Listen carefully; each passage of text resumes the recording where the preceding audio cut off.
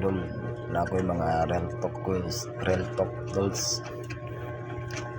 ano si mga kabataan para malaman nila ba kanami itong mga kabataan dol na sila sa wala sa mobs bitaw dapat tulungan nilang ilang mga ginikanan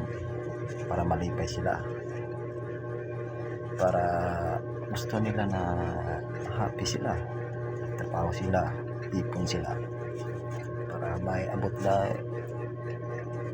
pila ka taon para na sila magamit na pira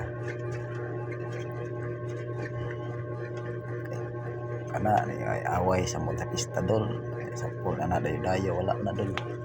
balik mo na ilang mga kabataan dapat nila itrabaho nila eskwela trabaho para makapira sila para bigyan nila sa mga taong bayan taong mga ginikanan nila sa mga para malipay lang mga ginikanan gusto sila ninyo na sila iipon para malingaw sila nabuhi gusto ilang na sila